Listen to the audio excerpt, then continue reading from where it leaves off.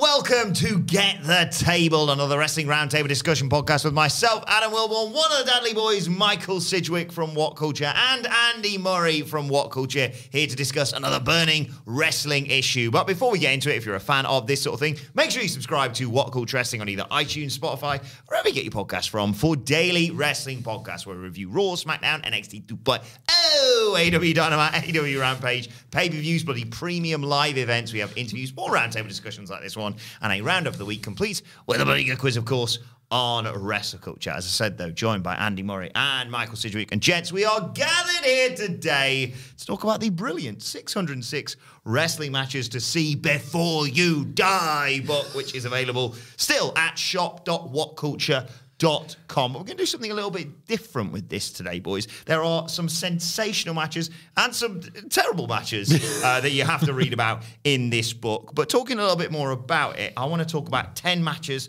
that just didn't make the cut. Where can I buy it? Well, you can buy it at shop.whatculture.com, Michael Sidgwick. Thank you for asking.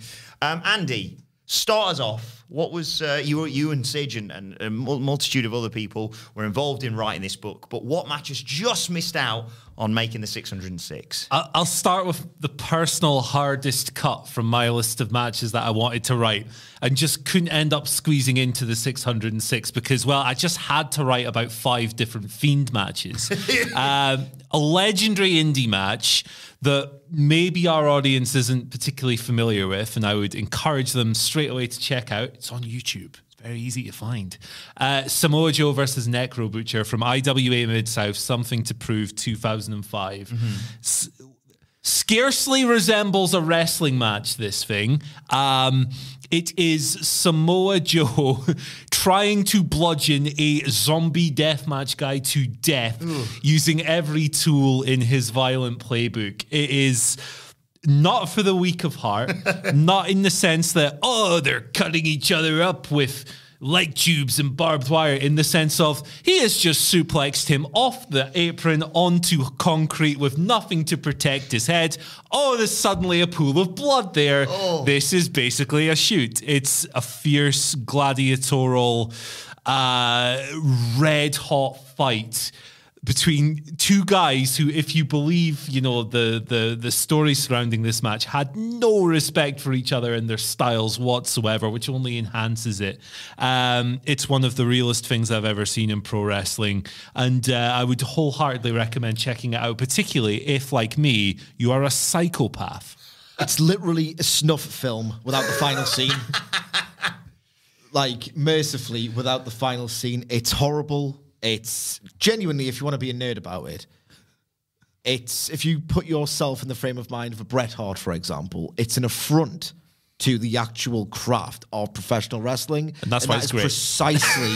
Precisely why it rules and indeed owns so goddamn hard.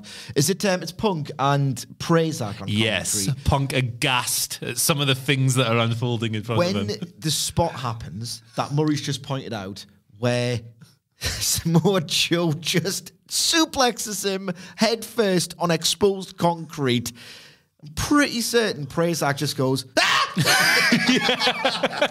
It's like, it's just mint.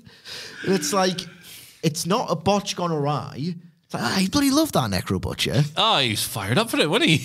I mean, Jesus Christ, you'll never see like anything like that again. No, it's the kind of thing you simply cannot do this. Someone would get arrested. You shouldn't either. It's to me, it should kind of have almost the same legacy as that lucha guy throwing a brick at another guy's head a few years ago. Remember that? It's similar in terms of nastiness, although this is clearly a match, and it's Samoa Joe who has no time for this garbage wrestling that Necro Butcher does whatsoever, and decided he's going to try and murder him for the crimes he has committed. It's pure brutality. I wouldn't recommend it to anyone who wants, you know, a nice clean time, fun time watching the wrestling. But if you're a maniac, it never loses its potency either. You can watch that time and time again. And the more frequently you watch it, the more psychopathic you are. And to this day, every single time I put that match on, I'm appalled. And very excited as well. Great way to start the video. Yes.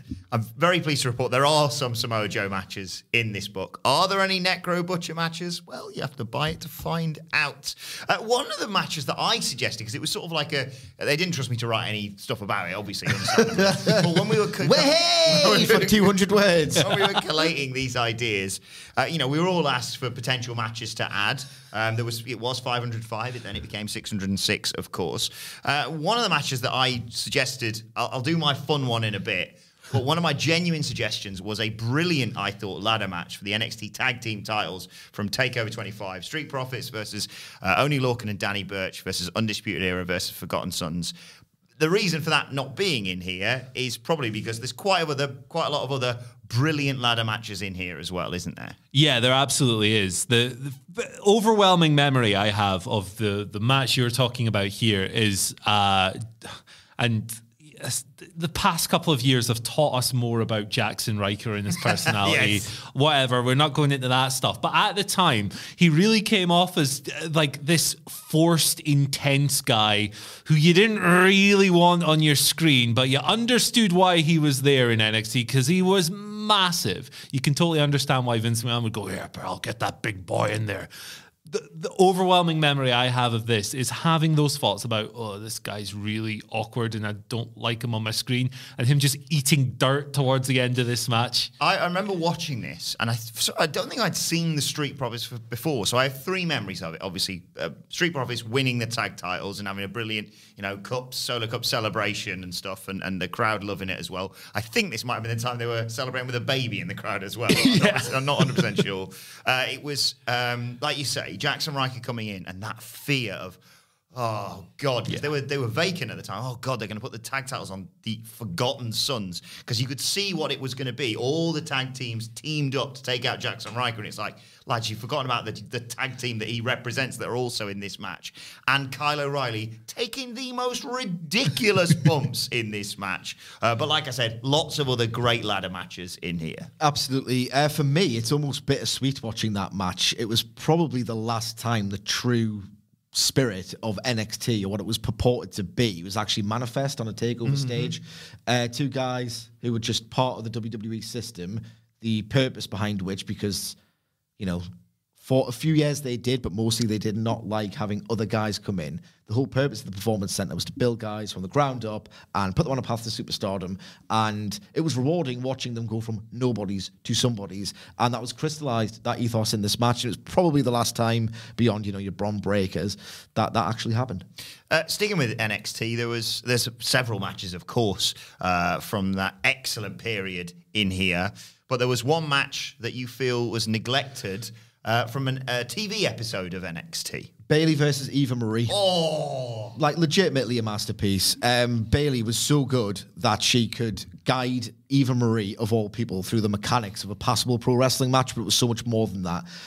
The genius ploy behind NXT as a brand, the philosophy behind it, was that it felt like this underground operation that was at once financed by and produced against the sort of knowledge of WWE itself. Yes. It felt like it's not allowed to be this good. They're not allowed to put these wrestlers in main spots. It's like, does Vince even know what's going on here? And in an absolutely ingenious twist, NXT booked a match on that premise, in which Bayley, who was the folk hero of the brand, genuinely made adult husk of blokes feel earnest again. And she was opposed by someone who was very much a WWE product, very much someone that the main roster machine would want to push. And the idea of that interfering, and they kind of spun this one-night storyline where she was represented by a machine, and Charles Robinson was sort of on the side of the main roster. It was this weird, bizarre presentation where NXT on the network, in plain sight, framed the main roster and the management behind it as villains. And maybe the reason why it's not in here is because it's not just about the match, although I'm sure you're just about to talk about it. But it was, like you say, it was the whole show was built around this developing fear of they're not going to do this, are they? Yeah. A WWE product depicting WWE as the heel is something that has actually happened way more often than is anywhere logical, like with the Authority, etc. But the key difference between this and the Authority storyline is that this felt like a secret. It felt like they were doing something for the ultimate fan service that Vince McMahon would never know about. And the cult hero won in the end after this ridiculous smoke and mirrors match, which was just a perfect use of resource given. I'm not being funny. Eva Marie was terrible. Yes. Let's stick with NXT. Get your thoughts on that as well, of course, Andy. We're doing numbers on this pod. We're doing a lot of NXT. And we'll talk. Get a lot of 63-year-olds. We'll talk a little bit about AEW in due course. Let's stick with NXT briefly though, and talk about another pick of yours that just missed out: Drew McIntyre versus Oney Lorcan. Yeah, I love this match so much. It kind of became an office meme for a while. I believe this was Drew's first match back on television since being in the crowd at TakeOver and, you know, returning to WWE full on. And it's just mental, boys. Honestly, it's no longer than 4 or 5 minutes of brisk, adrenaline pumping, machismo bollocks. It's the definition of dumb jock meathead wrestling. 2 lads throwing their entire bodies behind every single move in the match, whether it's a dive to the outside, whether it's somebody going into the post, whether it's something as simple as a strike. There's a flurry right at the end where Oney is so desperate to beat this guy. He's running full force against the ropes and coming all the way back. It's a perfect wrestling match in 5 single minutes. And this era of wrestling, really for the past, 7 or 8 years, has been the big epic matches, the main event style that's focused on multiple reversals and kickouts. And in order to have a truly great 5+ star match, whatever your metric is, you have to go 30 minutes and you have to do this and you have to have a plodding opening sequence that goes absolutely nowhere. Nah, mate, all you need is 5 minutes of hard lads kicking the piss out of each other. I watch wrestling primarily for an adrenaline boost, and this is that. If WWE had a goddamn brain in its head, given their preference for monstrous blokes, and we know that NXT 2.0 exists to build and promote monstrous blokes, they would have Oney Lorcan working them on Raw and SmackDown. He can be a free agent every single week. Like, imagine Lorcan versus Brock Lesnar. Yeah. I mean, it would be incredible. This guy just decides, I'm going to die in this match. So I'm either going to die really quickly or I might just kill someone first. He's an incredible squash guy, competitive squash guy. He's like an oxymoron of a boy. He should be on Raw and SmackDown every single week, putting the likes of Omos over. Yeah, that's probably impossible. Like Von Wagner. Hey, he had a really great match with Lars Sullivan as well, not too long after this Drew one. Then you want to speak about limited big guy. I think Lars Sullivan, guy had his problems, obviously, but as a wrestler, he's probably a little bit further along than Omos is. But yeah, no, I totally echo that. Like, Oney, he had a weird WWE run where he was on and off television for a while, and then he had this era of just frantic sprints with no fat whatsoever. And the tag run was fun. I enjoyed when they got their moment in the sun, their takeover match with Undisputed in particular. I love that. But for me, this 5 minutes will always be his defining WWE legacy. And now that he's a free agent, I hope he finds massive, gigantic men that he can bounce off elsewhere, because this scratches an itch that WWE no longer scratches, unfortunately, this match. Yeah, absolutely. The glory days of NXT, which is described in the book as well. There's some great matches in here from NXT. Andrade versus Johnny Gargano, Johnny Gargano versus Tommaso Ciampa, the unsanctioned match. And of course, my literal favorite match of all time, Johnny Gargano, Adam Cole, 2 out of 3 falls from TakeOver New York. And all in this book, which is available at shop.whatculture.com. But let's talk now, Michael Sidgwick, about AEW, because there are, in this book, lots of matches from AEW, but still not enough for you. There's a few that just missed out. Yeah, there's a few that I just missed out on writing, because, as you know, it wasn't the only book I was contributing to at this time. Do you know what that was? That would be Becoming All Elite. Which is also available at shop.whatculture.com. Fairly certain it's sold out. Oh, good point. Amazon. So it is available on Amazon, any.domain. You can get it from. Becoming All Elite, The Rise of AEW. So I was laser focused on that throughout 2021. I did make some contributions AEW-wise to this book, but there were 3 that I feel are missing, ranging from sheer awesomeness to genuine transformative importance. We'll go with that first. It's a big headline. The Elite versus Death Triangle from the January 1st, 2020 Homecoming, I think it was called, or New Year's Day or whatever. It was basically the one after they kind of botched the whole promotion with the Dark Order angle. There was this sense that they'd completely ruined the aura of the Elite as winners by telling this story where they were just selling and selling and selling for this sort of goofy mid-card threat, and it just all felt like it was falling apart. Tony Khan recognized this. He dissolved the creative committee. He took control of the creative himself. And the very first thing he had to do was also pretty much narratively, I think, one of the hardest things he's had to do as Booker. He gave himself the sole responsibility of a really incredibly difficult task. Wrestling never ends. It's always episodic. Whenever you moan, and it's often me doing it about backstage interruptions and constantly booking angles, it's because you have to do that because it never ends. Tony Khan at once had to do a happy ending, but with an episodic cliffhanger almost, because he had to all but say, no, don't worry about the Elite. They're still class, they're still stars, they're still really the best at what they do. So they said all episode long, are the Elite still Elite?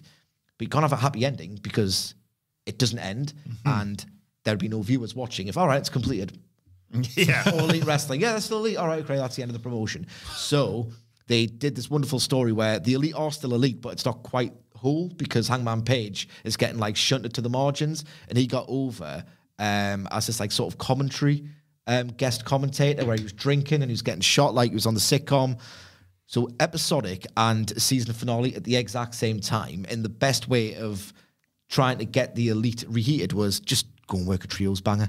Just go and work a trios banger. Phoenix is in it, Pac's in it. Like, Pentagon's amazing, but like, look at Pac and Phoenix in the same ring. There's this goddamn spot on it where Phoenix is doing like a tornado, and it's literally like a screw coming at you from the sky, and Kenny Omega just V-triggers it right on the head of the screw. Like, the timing, even by Omega standards, like, he was so up for it. His individual performance in that trios match is something special. I think he took the criticism to heart. He's a very, he's a perfectionist, very exacting standards he imposes on himself, and I just think he was like, no, I'm still Kenny Omega.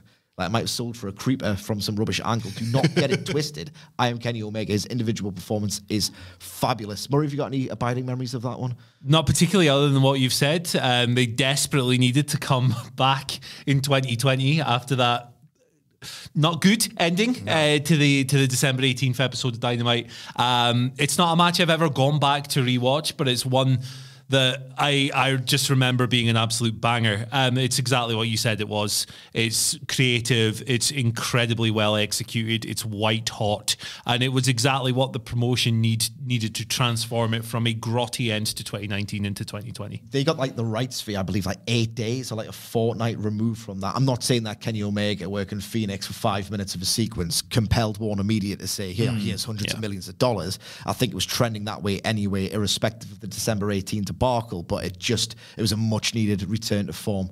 Secondly, very quickly, FTR versus Sting at Derby. Oh, yes. Dynamite Grand Slam. It was just a wonderful subversion of what you expect from the Sting act, and it just preserves his magic all the more, because when you put those two together, at first you thought, well, Sting's not going to take any bumps. Maybe they can do some well-protected ones in a cinematic match context, which they indeed did first at Revolution. They hid in plain sight what he was capable of for the interests of long-term storytelling, and it was just so majestically done. And this is when we realised how Sting can go when he's going to go, and this is great. I want to put over Dax Harwood.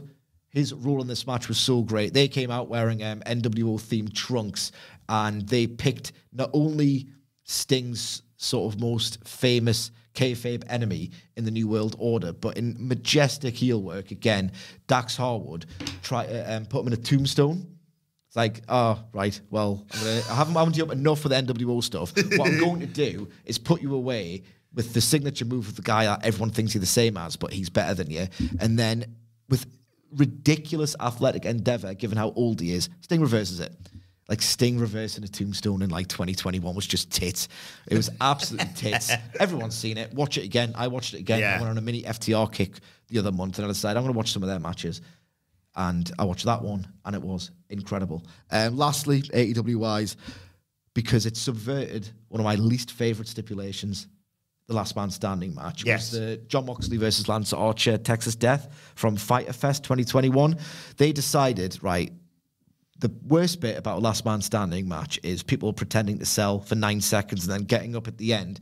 So they decided, right, if it's a death match where theoretically one of us might die, let's just kill each other really quickly first. Like stabbing each other in the head with forks, man. Like, that's what wrestling is. That's what it's there for. You want to feel like someone's in grave danger by some 6'7" badass stabbing you in the head with a fork. I despise last man standing matches for that exact reason, in terms of them trying to sell you on, oh, he's hit him with a DDT. Will that put him down for 10 seconds? It wouldn't put him down in a match for 10 seconds normally, but for some reason now we've got to count. I hate it. I wish more last man standing matches would follow the blueprint of this, of like, let's limit down how many times they count, and then when it's the finish, when I think is this the barbed wire table bit? Yes. And it works so perfectly because Moxley kind of got trapped on it earlier in the match to get back into the ring, so you knew it was real. You knew it could theoretically like hold him back. Great stuff. And then was that IWGP US Championship? It was. That's right. That's right. And yeah, I just loved that finish as well, because it was like, well, that's definitely the end of the Texas Death Match when he slams him through that table. You don't get much more finish than, oh yeah, I'm like tied up in barbed wire, lads. Even if I want to get out of this, it's going to take 5 minutes without me ripping my arm off. It's a good cycle back to the Sting thing. I would legitimately, if it was 1,000 matches to see if we die, I would put every single Sting match in AEW on this, because the guy is pound for pound, match for match, laugh for laugh, there we go, the most fun wrestler on the planet. I would honestly not belittle anyone who had them on a Wrestler of the Year list last year, even though we only worked like 3 or 4 times. Every single time was an absolute riot. It's like, how can you not get into what this man is doing? And it's even better, I would argue, these days, even though, he's not whatever he was 30 years ago. But I think it's even more magical these days, because we know what the guy's been through physically. We know what his injury history is. We know the reason he didn't compete in WWE after the Seth Rollins match. We knew for years that people were like, oh, Sting's never going to, he might get crippled, lads. He might end up in a wheelchair, blah, blah, blah. That informs everything when he pops up from a powerbomb on the stage and then dives off it onto the Men of the Year. It's fantastic. It's a nice circular point to the Necro Butcher match, because the Necro Butcher stuff is like an affront to the working art. Sting being able to do this in the way his matches are arranged, it's like that's the working craft. Like just completely crystallized and defined. He's obviously taken risks, but it's when to do things to maximize their value, and Sting's incredible at doing that. We'll fly through a couple more, and then we'll get to your fun entry that we just missed out on, because there are some, these are matches to see before you die, which means they're not always necessarily the best matches. You mentioned The Fiend. There are just some matches sometimes that are unmissable for other reasons. Before we get to that, though, a couple of ones I want to mention. I'm stunned that the Iconics winning the female tag titles at WrestleMania 35 is not in this book. Why is that, Andy? That wasn't very good. How? What? What are you talking about? It's literally one of the highlights of my life. Furious. Like, I would love it if I had the capacity for joy that you have. How do you have the energy to recycle the same takes and to relive these feelings? I just don't understand it. It was very giddy. First WrestleMania, and obviously the Iconics are one of my favourite tag teams. If not my favourite female tag team. I like the Fantastics. He likes the Iconics and the iconic ones. And I just distinctly remember we were high up in MetLife Stadium, and yet I still spotted as Beth Phoenix got, I believe it was Bayley, up for a top rope, huge glam slam. And for my sins, I can't remember which one of the Iconics leapt up and did the old back slap. And I put my hand on Adam Cleary's knee and said, the Iconics are legal. And it's the greatest moment in WrestleMania history, in my opinion. Best moment from that WrestleMania. I can't think of any other big moments from that one. Can you? No?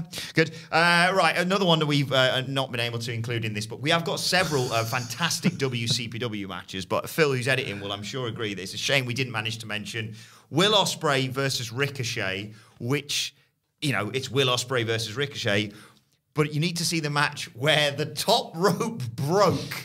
What was it, Phil? You could shout, and people will probably be able to hear you. Was this how early on in the match, wasn't it? 30 seconds. 30 seconds in. First sequence. Ospreay hadn't taken his coat off. Ospreay hadn't taken off his coat. You know, we know what these two can do in a ring. Forgot he's. We know what these two can do in a ring together. But if you get a chance, I'm sure that's on YouTube. So go and check. Coaster on. go and check that out. 10 minutes later. Right, let's finish up, Andy, with your fun match that we've got several in here for a variety of reasons, where they've gone well or gone poorly, or they're just comedy matches or whatever. But let's finish up with a match you insisted we include here, and a clip you've shown us that is, it's quite something. We'll talk about your reaction as a New Japan fan and in a second, but Andy, talk us through it. It's very special, this. So, my philosophy going into writing the latest set of editions for this book was there are a lot of classic matches in this book, right? We've got enough of those. What we want is some proper rubbish, because often...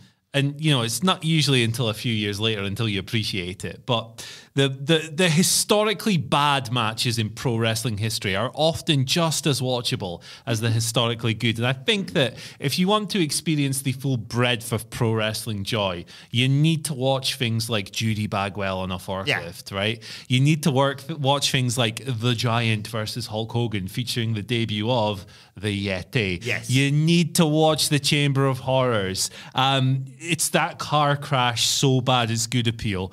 But this is genuinely unlike anything I've ever seen in my life. The match is from the Inoki Genome Federation, of course, IGF. And it is Keith Hansen versus The Predator. Who are these gentlemen, you ask? Well, The Predator... From Brit Res. Yeah, well... you're going to have to narrow that one down, mate. That could apply to a lot of people. One of them is Sylvester. I can never remember how you pronounce this guy's surname. Turkey? Yeah. Sylvester the Turkey, we'll call him. And the other guy, Keith Hansen, is none other than Luke Gallows. And you've maybe seen this on social media before. The clip goes viral quite a lot, usually by Matthew from Botchamania. Yeah. So if you've not seen it, you'll find it somewhere on Twitter. I won't go into a blow-by-blow account of the action. Just watch, if you can track down the whole thing, watch the whole thing. Watch just this sloppy rubbish match between two big lads who just aren't very good at anything play out. But the highlight is Antonio Inoki, notorious shooter, one of the hardest, most scary men in pro wrestling history, with a jaw that looks like you could use it as an anvil. He's a scary guy, Inoki, and if you're aware of his history, this kind of informs it. So furious that as a shoot, he marches down the ring, effing and jeffing, swearing, with a steel chair, bashing it against the barricade, going, "Stop the match, bullshit. Stop the match." It is one of the most unique spectacles I have seen in my life. It is utterly terrifying, and I am very surprised that after this harrowing experience that Luke Gallows ever returned to Japan, as him and Mr. Turkey have to improvise a finish, because otherwise Antonio Inoki is going to pierce their skulls with his jawline. Yeah, there's a shot of Gallows post-match walking to the back, just like, well, what's going to happen when I get in the locker room? Imagine one of our bosses walking in now and going, "Lads, this is absolute rubbish." Stop it. I wanted to get your thoughts on this. As I said, you've got this, from when I first started working with you, I learned quickly about your adoration for, New Japan and Japanese wrestling. What do you think of the IGF in this match? It's class. It's absolutely hilarious to do this spot where it's like, I think Predator tries to fire him off into the ropes. Gallows just simply turns around and just knees him in the stomach, and the guy goes, I haven't got a clue what they're doing in there. They get completely lost. It's the most sluggish thing you've ever seen. The crowd are like, "What the fuck is this?" And that prompts Inoki to come out. He's just like, "You're a disgrace. You're a disgrace."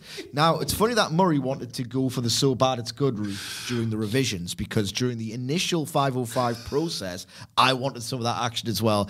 You can only do so many, like, it's 30 minutes and great at this.